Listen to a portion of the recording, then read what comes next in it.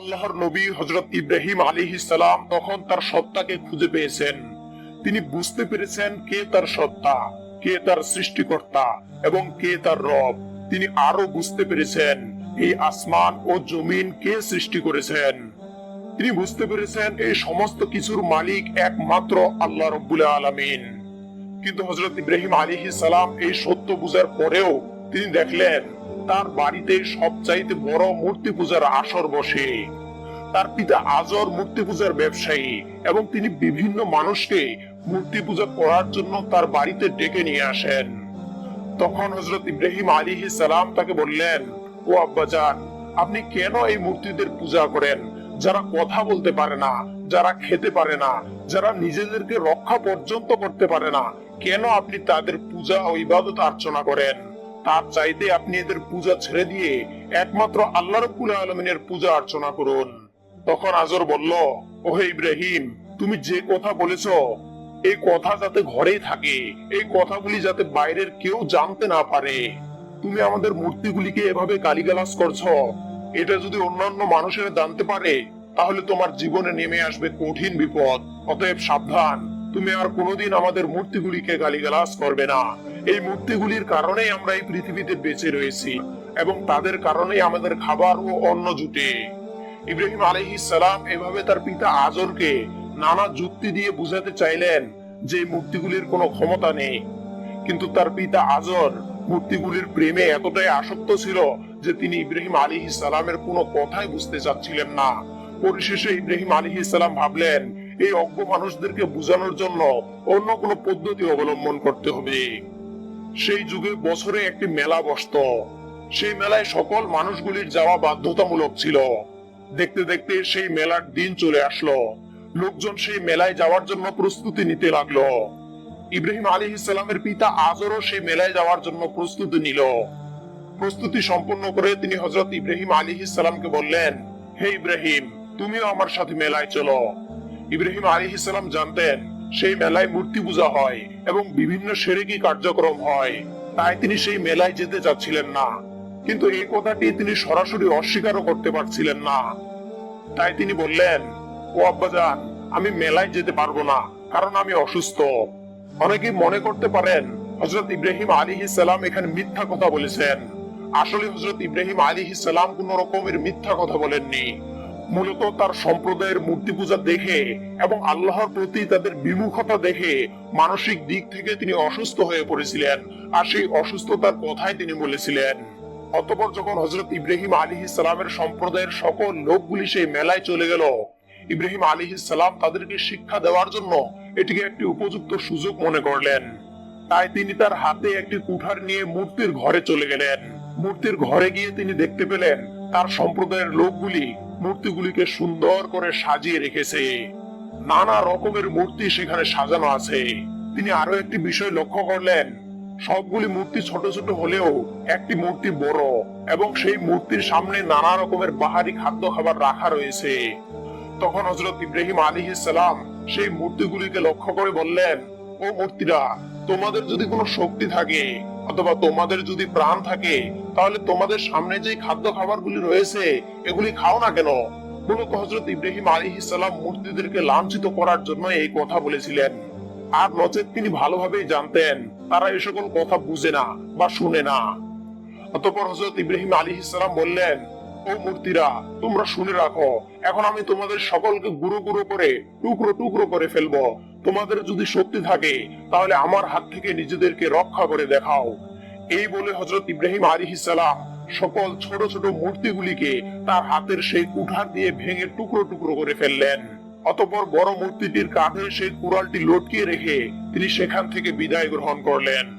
তার সম্প্রদায়ের লোকেরা মেলা থেকে ফিরে এসে যখন দেখলো তাদের মূর্তিগুলিকে কে যেন ভেঙে টুকরো টুকরো করে দিয়েছে, মূর্তিদের এই অবস্থা দেখে তারা কান্নার রোল জুড়ে দিল। তারা বলতে লাগলো, এই মূর্তিদের কারণেই আমরা আমাদের রিজিক প্রাপ্ত হতাম, এরাই আমাদেরকে বিভিন্ন বিপদ আপদ থেকে রক্ষা করত। আজ মূর্তিদের এই অবস্থা, তাহলে আমাদেরকে কে রিজিক দিবে?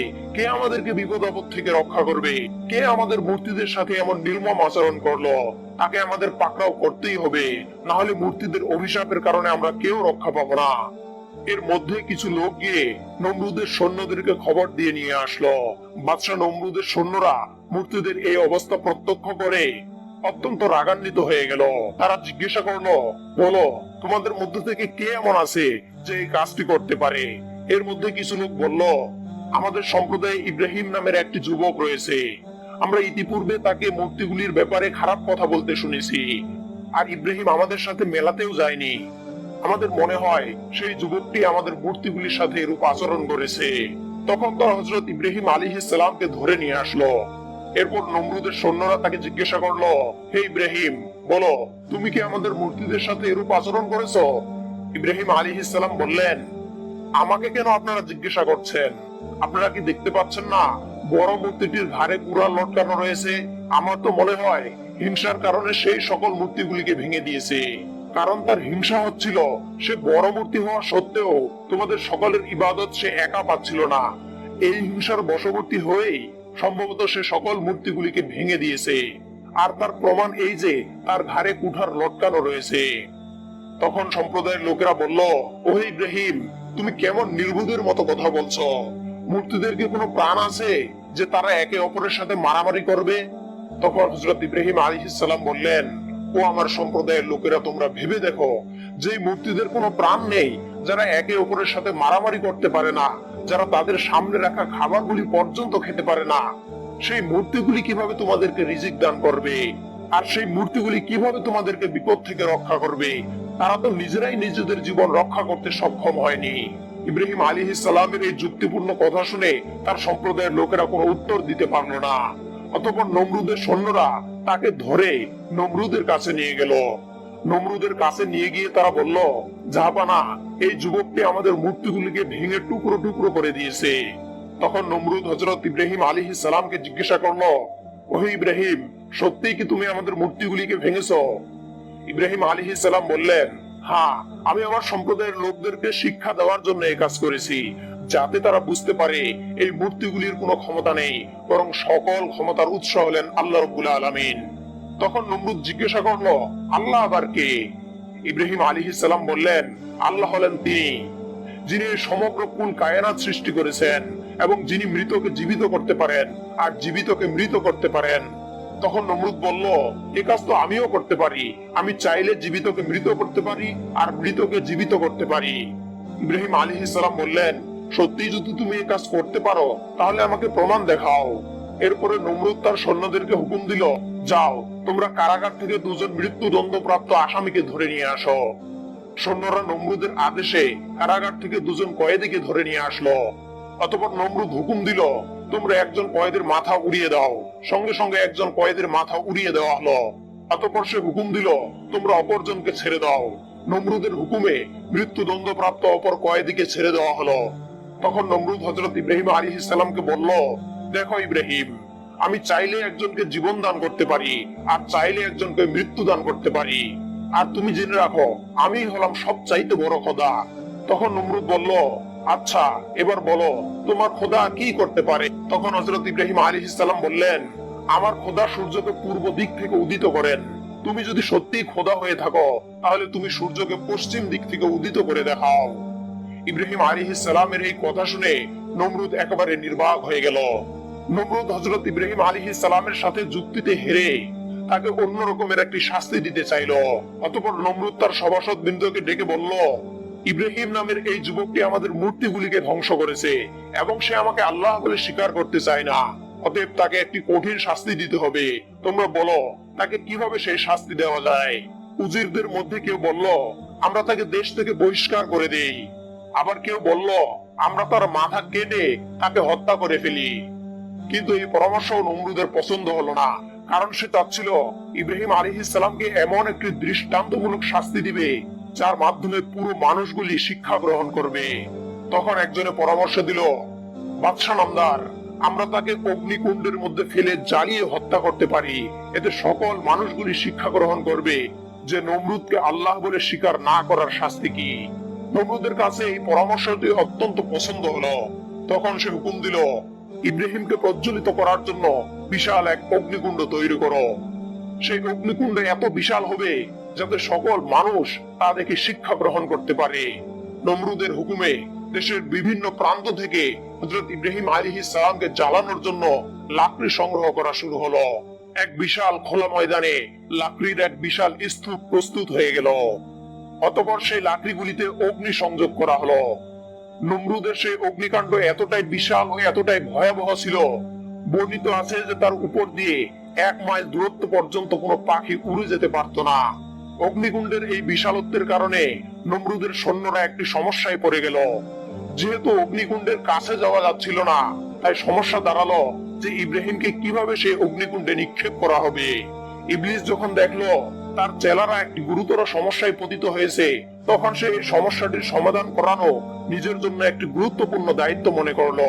অতঃপর সে নমরুদের সৈন্যদেরকে পরামর্শ দিল, তোমরা ইব্রাহিমকে অগ্নিকুণ্ডে নিক্ষেপের জন্য একটি চরকি নির্মাণ করো, যার এক পাশে ইব্রাহিমকে বেঁধে তোমরা সেই অগ্নিকুণ্ডের মধ্যে নিক্ষেপ করতে পারবে। ইবলিসের পরামর্শে হযরত ইব্রাহিম আলাইহিস সালামকে অগ্নিকুণ্ডে নিক্ষেপ করার জন্য নমরুদের সৈন্যরা একটি চরকি নির্মাণ করলো, যার এক পাশে হযরত ইব্রাহিম আলাইহিস সালামকে বেঁধে দেওয়া হলো। এরপর নমরুদের সৈন্যরা সেই চরকির অপর পাশ ধরে উপরে উত্তোলন করতে চাইলো, কিন্তু আল্লাহর ফেরেশতারা এসে সেই চরকির অপর পাশ চেপে ধরলো, যার কারণে নমরুদের সৈন্যরা শত চেষ্টা করেও চরকিটিকে উপরে তুলতে পারলো না। ইবলিস দেখতে পেল তার চেলারা আবার নতুন একটি সমস্যায় পতিত হয়েছে। তখন সে আবার তাদের কাছে এসে পরামর্শ দিল, ওহে বৎসরা, তোমরা যদি হাজারো চেষ্টা করো তারপরও চরকির অপর পাশ উপরে তুলতে পারবে না। আমি তোমাদেরকে পরামর্শ দিচ্ছি, তোমরা প্রকাশ্যে 100 নারীর সাথে 100 পুরুষের জেনার ব্যবস্থা করো, তাহলে দেখবে ঠিকই তোমরা চরকিটিকে উপরে উঠিয়ে ইব্রাহিমকে অগ্নিকুণ্ডে নিক্ষেপ করতে পারবে। নমরুদের সৈন্যরা ইবলিসের কথা মতো সেই ব্যবস্থা করলো। প্রকাশ্যে নারী পুরুষের এই জেনার দৃশ্য দেখে ফেরেশতারা সেখান থেকে বিদায় গ্রহণ করলো। অতঃপর নমরুদের সৈন্যরা হযরত ইব্রাহিম আলাইহিস সালামকে শূন্যে উঠিয়ে অগ্নিকুণ্ডে নিক্ষেপ করলো। অগ্নিকুণ্ডে নিক্ষিপ্ত হওয়ার সাথে সাথে হযরত জিবরাইল আলাইহিস সালাম ইব্রাহিম আলাইহিস সালামের কাছে এসে বললেন, হে আল্লাহর নবী, আপনি হুকুম দিলে আমি এখনই আপনাকে সাহায্য করতে পারি এবং এখনই এই অগ্নিকুণ্ড থেকে বের করে নিরাপদ জায়গায় নিয়ে যেতে পারি। বলুন, আপনার কি রকমের সাহায্য দরকার? আমি সব রকমের সাহায্য করতে প্রস্তুত রয়েছি। হযরত ইব্রাহিম আলাইহিস সালাম তখন বললেন, ও জিবরাইল, আমাকে অগ্নিকুণ্ডে নিক্ষেপ করা হয়েছে, আমার আল্লাহকে এটা দেখছেন না?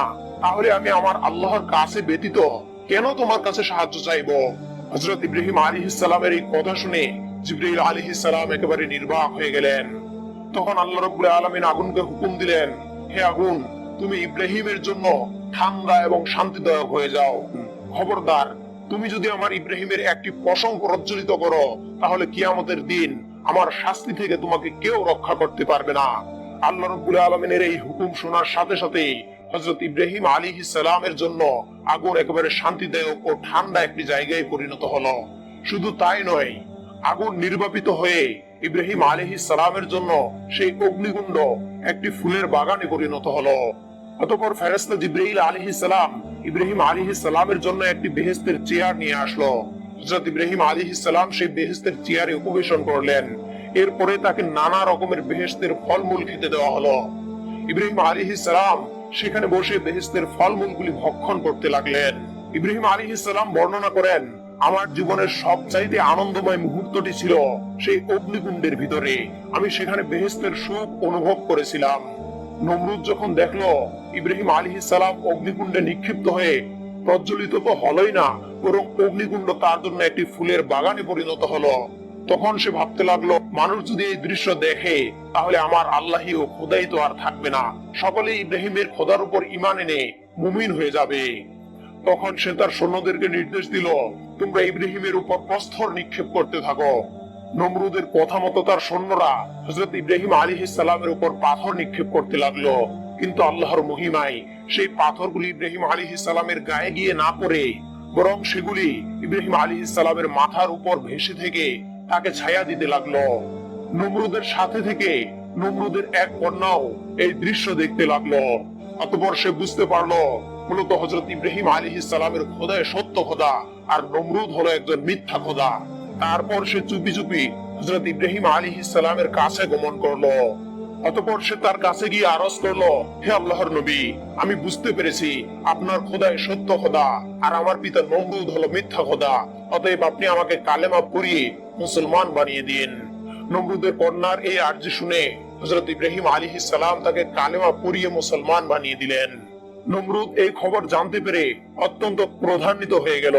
তখন সে তার কন্যাকে ডেকে বলল, বলো তুমি কার অনুমতি নিয়ে ইব্রাহিমের খোদার উপর ঈমান আনলে?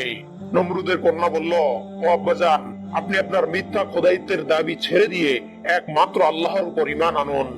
নমরুদ তখন বলল, তোমার এত বড় স্পর্ধা, তুমি আমার সামনে বসেই আমাকে অন্য একজন খোদার উপর ঈমান আনতে বলছো? এর জন্য তোমাকে কঠিন শাস্তি পেতে হবে। তখন নমরুদের কন্যা আল্লাহ রাব্বুল আলামিনের দরবারে দোয়া করলেন, ও আল্লাহ, তুমি আমাকে এই জালিমের হাত থেকে বাঁচাও। নমরুদের কন্যা এই দোয়া করার সাথে সাথে আকাশ থেকে এক খণ্ড শুভ্র মেঘ এসে নমরুদের কন্যাকে অদৃশ্য করে দিল। আর এভাবেই সে তার পিতার অত্যাচারের হাত থেকে রক্ষা পেল। লোকেরা যখন জানতে পারলো নমরুদের কন্যা হযরত ইব্রাহিম আলাইহিস সালামের কাছে গিয়ে ঈমান গ্রহণ করেছে, তখন তারা দলে দলে হযরত ইব্রাহিম আলাইহিস সালামের কাছে গিয়ে ঈমান গ্রহণ করতে লাগলো। নমরুদ এই দৃশ্য দেখে ভাবতে লাগলো, ইব্রাহিমকে আর এই দেশে রাখা যাবে না, কারণ ইব্রাহিম যদি এই দেশে থাকে তাহলে আমার খোদাইত্বের দাবি আর টিকবে না। তখন সে চিন্তা করতে লাগলো কিভাবে ইব্রাহিমকে এই দেশ থেকে তাড়ানো যায়।